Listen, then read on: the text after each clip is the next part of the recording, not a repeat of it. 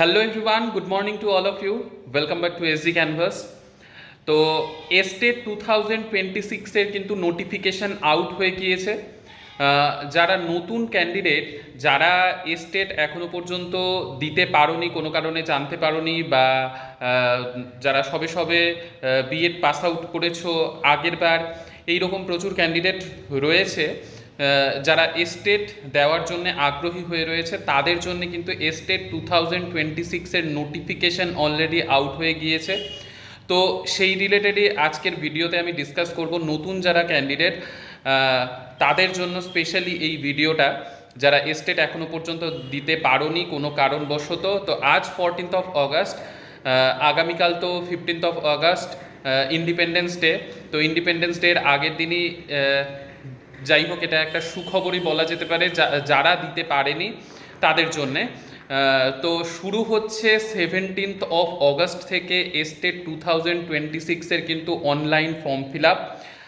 ডেটটা ভালো করে নোট ডাউন করে নিও। এবং এই 17th of August থেকে স্টার্ট হয়ে 31st of August পর্যন্ত কিন্তু এস্টেট 2026-এর ফর্ম ফিল আপ অনলাইনে চলবে। ঠিক আছে, ডেটটা ভালো করে নোট ডাউন করে নাও এবং ডেটটা ভালো করে মনে রাখো। তার মধ্যেই যারা যারা ফর্ম ফিল আপ করতে ইচ্ছুক অবশ্যই ফর্মটা ফিল আপ করো। এবং এক্ষেত্রে একটা বিষয় আমি বলে রাখি, আগে বহুবার অনেকের অনেক রকম ভুলভ্রান্তি বা সমস্যা হয়েছিল। সেগুলো কি নিয়ে?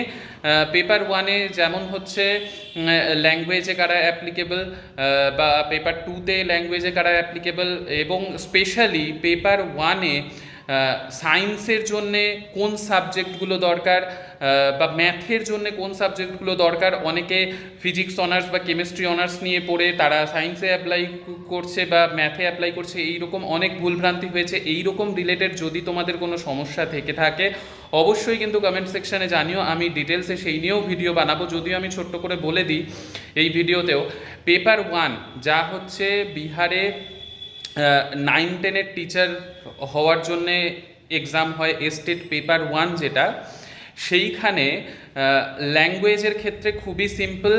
যেই ল্যাঙ্গুয়েজের জন্য তুমি এক্সামটা দিচ্ছ সেই ল্যাঙ্গুয়েজে তোমার হচ্ছে 50% থাকতে হবে।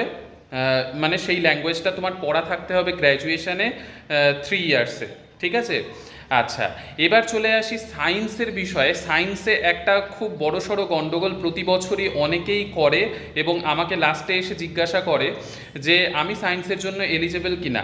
তো দেখো, সায়েন্সের জন্য তারাই এলিজেবল যারা হচ্ছে কেমিস্ট্রি তো একটা সাবজেক্ট পড়েইছে গ্র্যাজুয়েশনে, আর স্পেশালি বায়োলজি মানে বোটানি জুলজিরা যারা পড়েছে এবং তার সাথে কেমিস্ট্রি যারা পড়েছে গ্র্যাজুয়েশনে, তারাই শুধুমাত্র কিন্তু সায়েন্সের জন্য অ্যাপ্লিকেবল। মানে ফিজিক্স অনার্স বা কেমিস্ট্রি অনার্স নিয়ে যারা পড়েছে তারা সায়েন্সের জন্য এলিজেবল নয়, তারা ম্যাথের জন্য এলিজেবল স্টেট পেপার ওয়ানে। ঠিক আছে, তো এই ছিল বলা।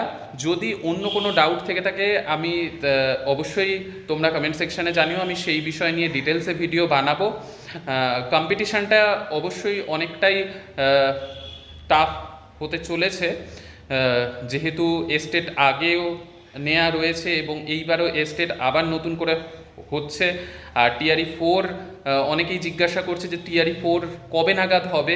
এবং এবার যেহেতু এস্টেট 2026 চলে আসলো, এবার সত্যি কথা বলতে এখনও পর্যন্ত কোনোটাই শিওর নয় যে এটার রেজাল্ট বেরোনোর পরেই হবে না তার আগেই নিয়ে নেবে। যেহেতু হয়ে যাচ্ছে এস্টেট 2026, তো মনে হয় এটার রেজাল্ট বেরোনোর পরেই হবে। যাই হোক, নেক্সট আপডেট আসলেই আমি অবশ্যই তোমাদেরকে জানিয়ে দেবো। পড়াশুনো করতে থাকো, আর যারা নতুন এস্টেট দেবে ভালোভাবে প্রিপারেশান নিতে থাকো।